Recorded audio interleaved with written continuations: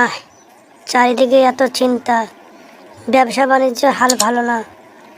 কী যে করব ভাবতেই পারছি না। তাই একা একা জঙ্গলে এসে বসলাম। এখানে অনেকক্ষণ থাকবো এবং নীরব, কেউ ডিস্টার্বের নেই, কোনো অশান্তি নেই। আরে এই গভীর জঙ্গলে আবার ওখানে কে বসে কি করছে? এই জঙ্গলে একা তো কেউ এই সময় থাকে না, কারণ এখানে সিংহ বাঘ এর যে অত্যাচার, মানুষ পেলে তারা ছাড়ে না। এই গভীর জঙ্গলে একা একা কে ওখানে? দেখি তো যাই।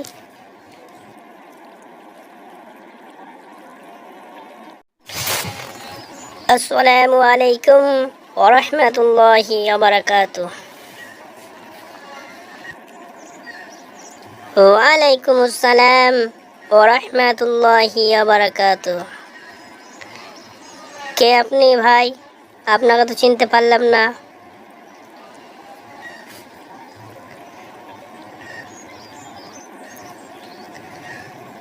আরে ভাই কাকে বলছিস রে?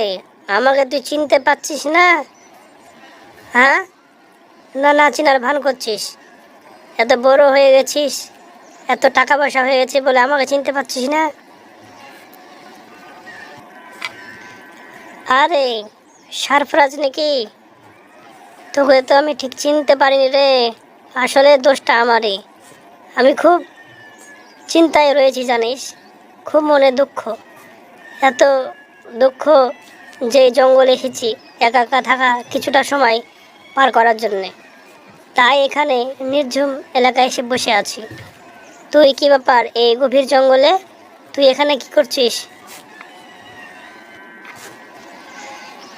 আর বলিস না, আমি এই গভীর জঙ্গলের পাশ দিয়ে বাড়ি যাচ্ছিলাম। হঠাৎ করে তাকে দেখলাম কে যেন এখানে বসে, তাই চলে এলাম। এসে দেখি তুই। তুই কি ব্যাপার, তোর এত চিন্তা? চিন্তা কিসের জন্য বল একটু শুনি। আর বলিস না ভাই সারফরাজ, আমি ব্যবসা অনেক লস খেয়েছি। ব্যবসা হাল এখন ভালো নেই। কি করব কিছুই ভাবতে পারছি না, মাথায় অনেক চিন্তা। তাই এখানে এসে বসে আছি যে কিছু একটা সমাধান করা যায় কিনা। তোর কাছে কিছু কি সমাধান আছে? তুই কি বলতে পারিস এই সমাধান কিভাবে উদ্ধার করা যায়? ইনশাআল্লাহ, অবশ্যই। আল্লাহ যদি চান এর সমাধান আছে। আমি একটা সুন্দর সমাধান তোকে দিতে চাই। সে সমাধান হচ্ছে আল্লাহ রাব্বুল আলামিনের পক্ষ থেকে নাজিলকৃত এক কিতাব। সেই কিতাব হচ্ছে কোরআনুল কারিম। এই কোরআনুল কারিমের অনেক আল্লাহ রাব্বুল আলামিন নামকরণ করেছেন, যেমন ফুরকান, বুরহান, কোরআনুল মাজিদ, অনেক নামে আখ্যায়িত করেছেন। এই সেই কিতাব। আল্লাহ রাব্বুল আলামিন কোরআনে প্রথমেই বলেছে আলিফ লাম মিম যালিকাল কিতাবু লা রাইবা ফিহি হুদাল লিল মুত্তাকিন। এই সেই কিতাব যে কিতাবে কোনো সন্দেহ নেই, একমাত্র মুমিনদের জন্য। যারা মুমিন তাদের জন্যই এই কিতাব, কোনো সন্দেহ নেই। আল্লাহ রাব্বুল আলামিন এই কোরআনে প্রতিটা বিষয়ের সুস্পষ্ট এবং সুন্দরভাবে সমাধান তৈরি করে রেখেছে। শুধু আমাদের উচিত, আমাদের দরকার যে সে সমাধান কিভাবে নিরূপায় করা যায়।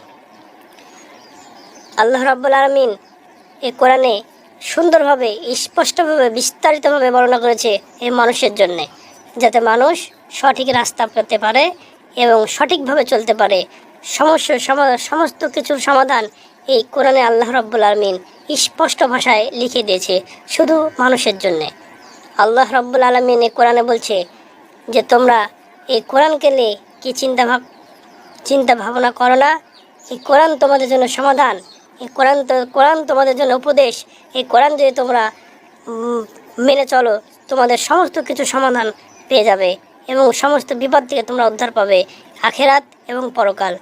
তাই ভাই, তাই ভাই তোকে বলছি যে তুই কোরআন অন্তত পড়াশোনা কর, কোরআনকে নিয়ে তুই চিন্তা ভাবনা কর।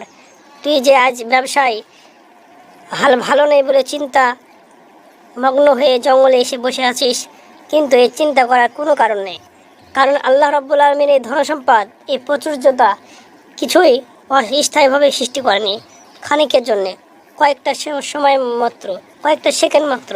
এই সময় চারিদিকে আগের দিকে তাকিয়ে দেখ, আমাদের পিতৃপুরুষের দিকে, যে আমার পিতামহ এবং আমার আগের দাদা দাদি অনেক মানুষ দুনিয়া থেকে চলে গেছে। তারা কি এই সম্পদ, ধনসম্পদ কি নিয়ে গেছে? কখনো না। এই ধনসম্পদ শুধু দুনিয়াতে কয়েকটা সময়ের জন্য, এই সময় যাতে আমরা সুন্দরভাবে চলাফেরা করতে পারি। এই টাকা পয়সা কখনো আসবে কখনো যাবে বলা যাবে না। এই টাকা পয়সা মানুষের জন্য স্থায়ী নয়। অতএব এই টাকা পয়সার জন্য চিন্তা করার কোনো কারণ নেই। কারণ আজ তোর ব্যবসার হাল ভালো নেই, কাল থাকতে পারে, না থাকার কিছুই নেই। তাই চিন্তা করিস না। এই চিন্তা করে তোর কোনো সমাধান পাওয়া যাবে না। এই সমাধান একমাত্র আল্লাহ রাব্বুল আলামিনের কোরআনকে পড়াশোনা কর। সমস্ত তোর চিন্তা ইনশাআল্লাহ আল্লাহ চাইলে দূর করে দেবেন। তোর ব্যবসা হাল আবার পুনরায় ফিরিয়ে আনতে পারে আল্লাহ যদি চান। আল্লাহ রাব্বুল আলামিন কোরআনে বলছে যে আমি কাউকে এই ধনসম্পদ দিই, আবার কাউকে ধনসম্পদ কেড়ে নিই, কাউকে রাজা থেকে প্রজা বানায় এবং প্রজা থেকে রাজা বানায়। এই হচ্ছে দুনিয়ার লীলা খেলা। আল্লাহ রাব্বুল আলামিন আমাদেরকে যেন সুস্পষ্টভাবে বুঝদান করুক। আল্লাহ রাব্বুল আলামিন আমাদের যেন ইসলামের পথে নিয়ে আসুক। আর আমাদের প্রতিটা প্রাণীকে মৃত্যুর স্বাদ গ্রহণ করতে হবে। আল্লাহ রাব্বুল আলামিন কোরআনে বলছে কুল্লু নাফসিন যায়িকাতুল মাউত, প্রতিটা প্রাণীকেই মৃত্যুর স্বাদ গ্রহণ করতে হবে। অতএব ভাই তুই কখনো চিন্তা করবি না, একমাত্র আল্লাহর উপরে ভরসা রাখ। আর আল্লাহর কাছে তোর দুঃখের কথা, তোর যে ব্যবসার হাল খারাপ, তুই যে সমস্যা আছিস সে সমস্যা দূর হওয়ার জন্য তুই আল্লাহ রাব্বুল আলামিনের কাছে দোয়া কর, যাতে তোর এই দোয়া আল্লাহ রাব্বুল আলামিন কবুল করুক এবং তোকে আবার পুনরায় সুন্দরভাবে চলার তৌফিক দান করুক। আর শেষ কথা, তোকে আল্লাহ রাব্বুল যেন হেদায়েত দান করুক।